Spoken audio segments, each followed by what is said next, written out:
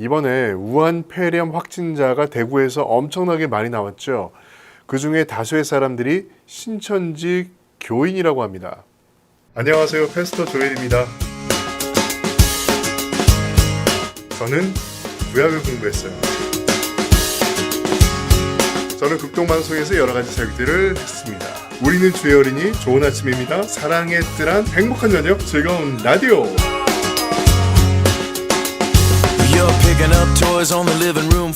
지금 대구를 비롯해서 이만희 씨 생가가 있는 청도도 지금 난리가 났어요. 이만희 씨가 여기에 있는 비술산에서 성령체를 상봉했다고 하는데 근데 이 성령체가 뭐야? 성령체가 한자인가? 성령의 형체를 봤다네요. 제가 볼 때는 예수님께서 세례를 받으시고 성령이 비둘기와 같이 임하셨다라는 것을 좀 따라한 것 같아요.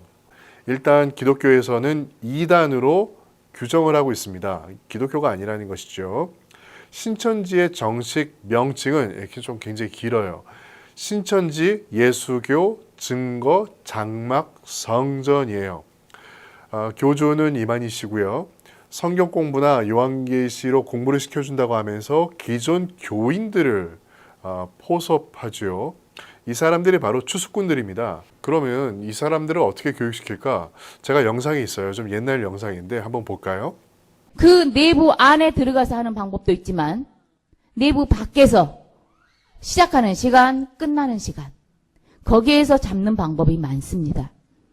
또 안에 들어가서 지금 활동하신 분들을 통해서도 잡아내는 방법들이 많이 있어요. 이제 여기 제가 수료 교육을 시키다 보니까 전도사 신학생 출신도 많습니다.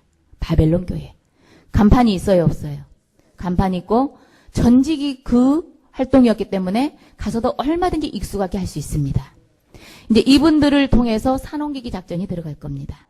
내가 잡을 수가 있습니다. 근데 거기 들어가신 분들은 절대 말씀 얘기하시면 안 돼요. 이리 옷 입으라고 그랬죠? 확실하게 이리 옷 입어서 이제 그 교회를 우리 식구화로 채우기 시작합니다. 이전에는 우리가 바벨론 교회를 세워서 우리 식구를 넣어서 전도를 하는 지금 그렇게 하고 있어요. 다른 데는 지교회 다른 지파에서는. 그러나 그것은요 돈도 많이 들고 인력도 많이 들고 세월 따먹깁니다. 이제는 있는 곳을 먹어야 돼요. 이게 산옮기기 작전입니다. 자, 지금 보신 영상이요 굉장히 오래된 영상이에요.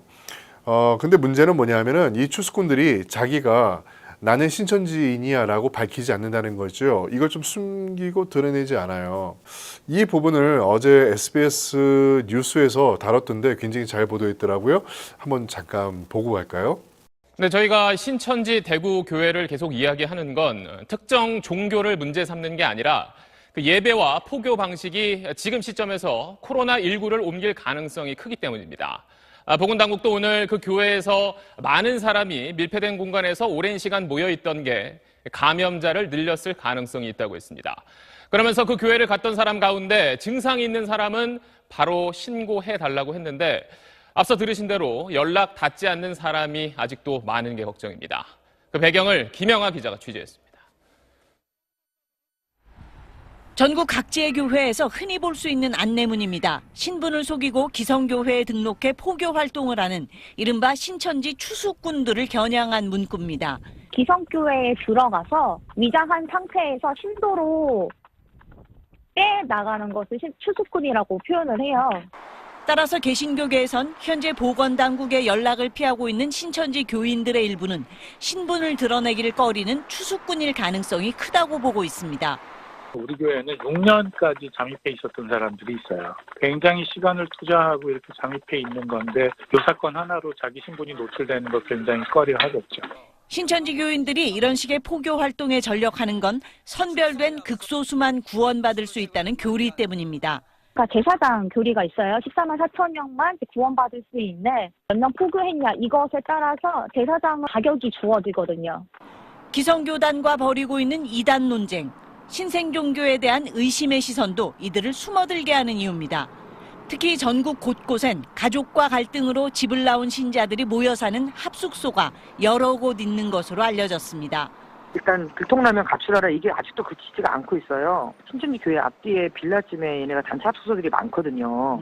따라서 만약 합숙소에 감염자가 있을 경우 상황이 더 심각해질 수 있다는 우려가 나옵니다. 신천지발 집단 감염 상황의 원인이 아직 확인되지 않은 가운데 신천지가 중국 우한에 교회를 세웠던 사실이 알려졌습니다. 신천지 측은 홈페이지에 이런 내용을 공개했다가 논란이 일자 관련 내용을 삭제했습니다. SBS 김영아입니다. 자, 지금 여러분들이 보도 화면을 보신 것처럼 SBS에서 굉장히 준비를 잘한 것 같아요.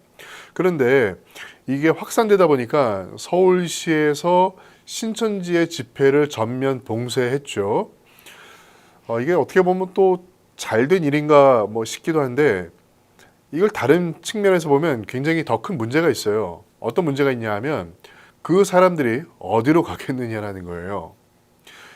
그분들이 집에만 있으면 다행인데 기존 교회로 갈 가능성이 굉장히 높아요. 그럼 그게 왜 문제가 되느냐?